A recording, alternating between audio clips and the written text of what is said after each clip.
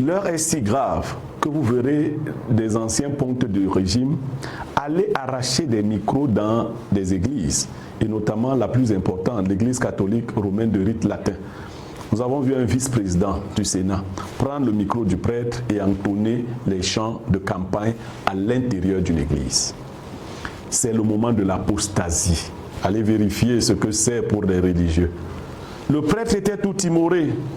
Il était totalement effaré de voir que la politique venait tout prendre à Dieu. On avait tout donné désormais à César et plus rien à Dieu. Ces scènes qui se multiplient dans le pays, qui ne sont pas des scènes de campagne électorale, mais des scènes d'ensauvagement politique, doivent attirer notre attention. Nous passons un moment important au cours duquel nous devons prendre des postures responsables. Je ne suis personnellement pas en guerre contre le régime. Je ne le déteste pas parce qu'il n'en vaut pas la peine. Mais je refuse que les Camerounais continuent d'être utilisés de cette manière, que le mépris s'accentue tous les jours.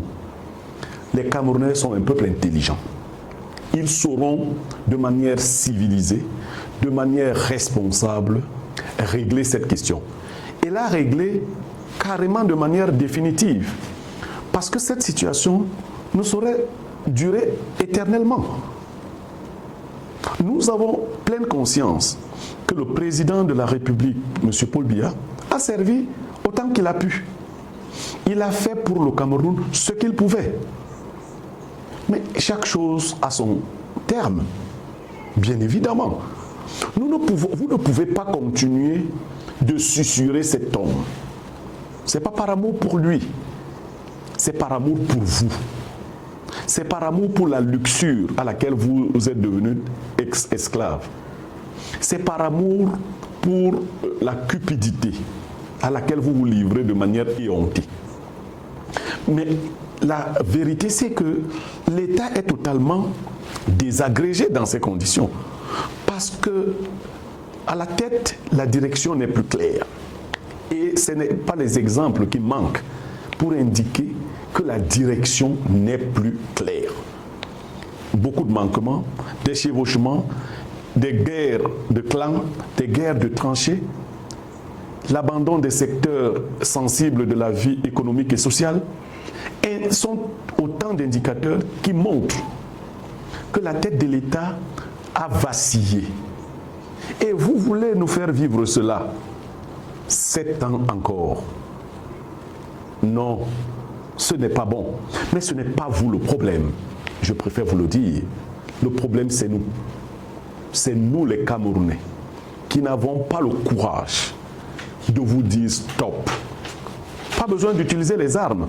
L'arme fatale est entre nos mains, le bulletin de vote. La décision de se lever et d'aller agir. Pour le moment, jusqu'à la date, je n'ai pas fait mon propre choix. Je vais l'indiquer dans quelques jours. Mais ce qui est déjà sûr, c'est que ma posture est celle de celui qui dit « Nous avons suffisamment fait confiance à Paul Biya. S'il avait à donner quelque chose, il a fini de donner cette chose-là. Aujourd'hui, faisons confiance à quelqu'un d'autre. Quel qu'il soit, faisons confiance à quelqu'un d'autre pour le moment. Et que ceux qui veulent se cacher derrière Paul Biya viennent en surface. Mais ils auraient dû se présenter de manière claire eux-mêmes. Ils auraient dû faire un congrès du RDPC, congrès au cours duquel il se serait désigné un nouveau président qui aurait été dans la figure de proue du RDPC, permettant ainsi à ce nouveau président d'être le candidat du RDPC.